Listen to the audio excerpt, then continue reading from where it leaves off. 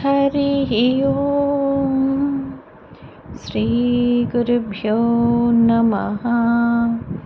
హరి ఓం. వాక్య విభూతి అనే శీర్షికలో భగవాన్ శ్రీ సత్య సాయిబాబా వారి ఉపదేశం తెలుసుకుందాం.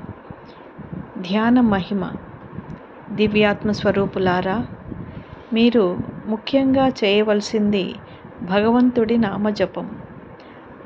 ఆసక్తితో మీరు పూజలు చేస్తూ ధ్యాన మార్గంలోకి అడుగుపెట్టండి. అప్పటి నుండి మిమ్మల్ని మీరు ప్రక్షాళన చేసుకునే కార్యక్రమం మొదలవుతుంది.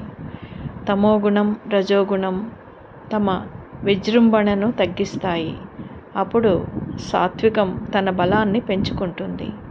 అప్పటి నుండి నీవు అంతర్ముఖుడవు అవుతావు.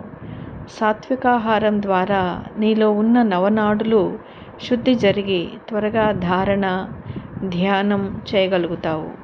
భగవంతుడిని చేరుకోవడానికి ఇది ఒక దగ్గరి బాట. ఈ బాటలో ప్రయాణించే ప్రతివాడు తప్పక తమ గమ్యాన్ని చేరుకోగలుగుతాడు. ఇది కూడా బాహ్యాన్ని వీడిన వారికి మాత్రమే సాధ్యమవుతుంది. ఆహార శుద్ధి ద్వారా నాడీ శుద్ధి జరుగుతుంది. దీని ద్వారా గుణశుద్ధి, వీటి ద్వారానే ఆత్మావలోకనం త్వరగా చేయగలుగుతావు. ఇవన్నీ నెరవేరాలంటే నీవు తప్పక ధ్యానం కోసం కొంత సమయాన్ని కేటాయించుకోవాలి.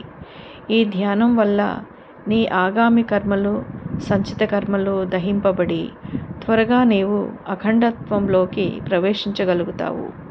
ధ్యానం ద్వారా నీలోని నిద్రాణమై ఉన్న జ్ఞానం బహిర్గతమై నిన్ను ముక్తిపదం వైపు నడిపిస్తుంది.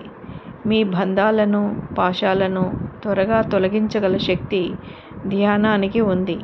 ఇది గుర్తించి ఎప్పుడు పూజా విధానంలోనే కూర్చొనక ధ్యాన మహిమను కూడా చవిచూడండి.